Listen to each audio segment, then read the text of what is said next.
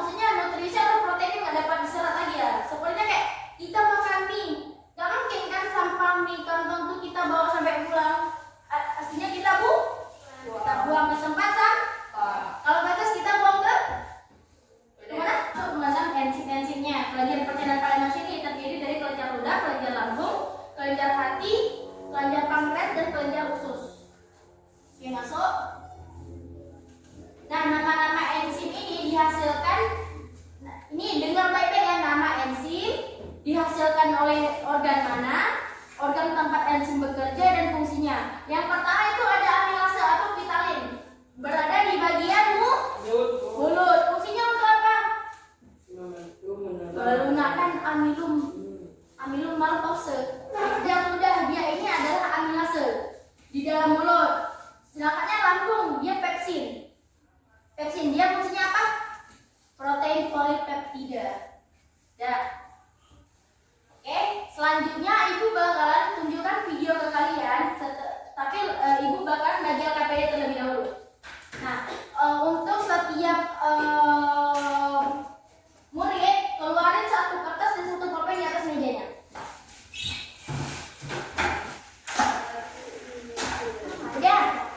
Udah masukin kan? Oke, ini kelompok 1, kelompok 2. Ini ada juga ada nama kelompoknya.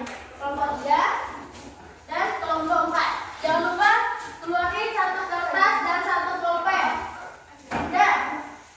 Keluarin satu kertas dan satu pulpen.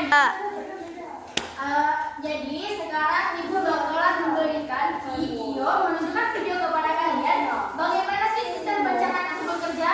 Jadi nanti setelah ibu menunjukkan video kepada kalian, ibu bakalan main role playing, game role playing, di mana setiap kelompok itu diberikan nama dari organ-organ sistem pencernaannya. Misalnya mulut, usus besar, usus halus, dan anus, apalagi lambung. Nah, nanti dari kalian itu, kan ibu udah suruh nih,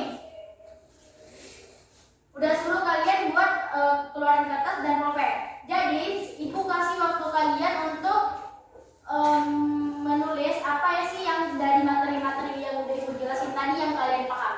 Jadi ibu bakalan bagi pertama di sini kelompok mulut ada 4 orang ya. Kelompok mulut, lambung, anus dengan yang laki itu ya, dengan Taufik ya namanya. Satu ini usus besar dan usus halus. Oke. Setelah video ditampilkan, baru nanti kalian catat apa sih dari fungsi Pak. Oke, kalian perhatiin videonya ya.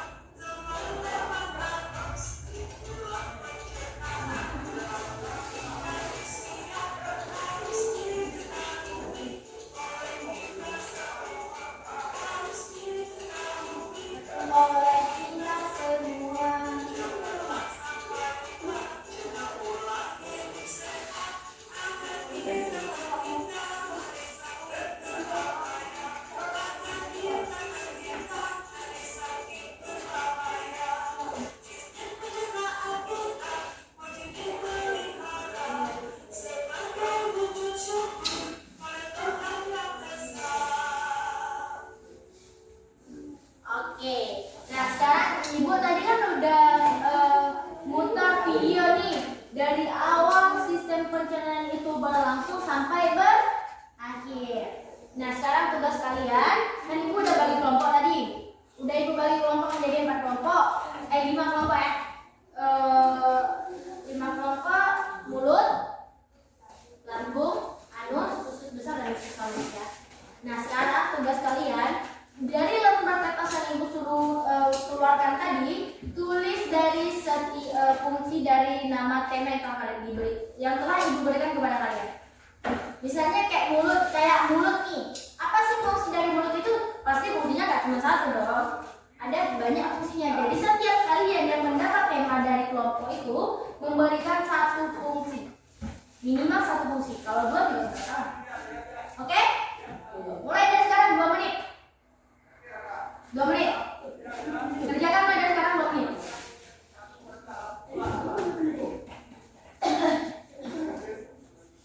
Nah nanti ibu bakalan acak tidak sesuai dengan kelompok.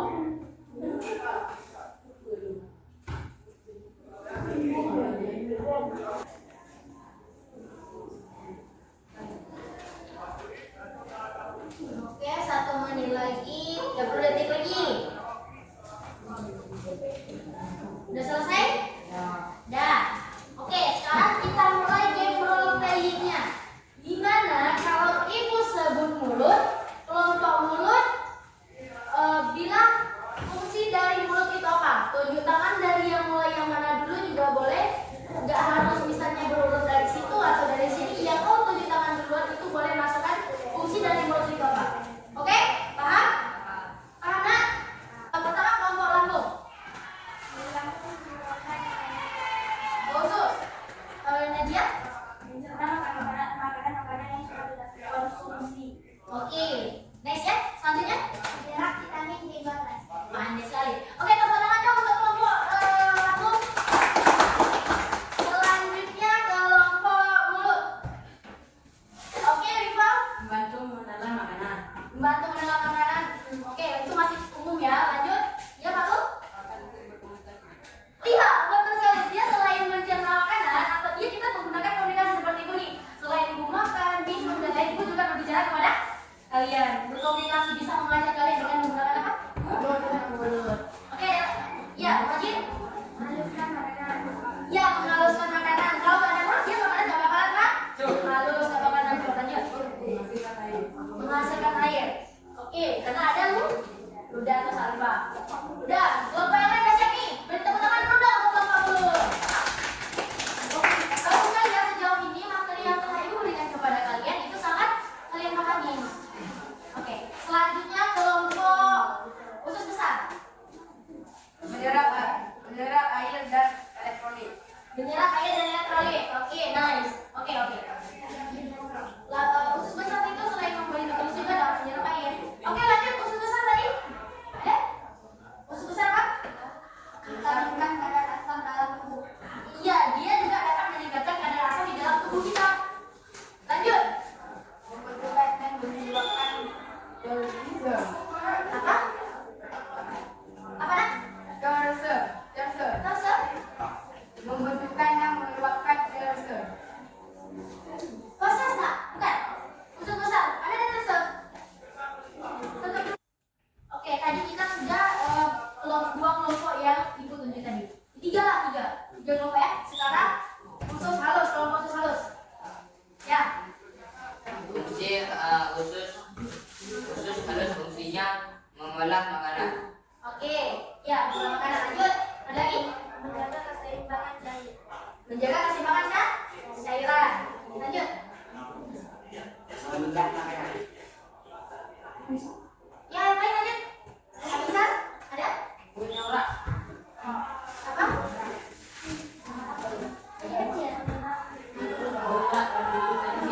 Menyerap nutrisi. Oke, terakhir ya. Kelompok halus. Coba.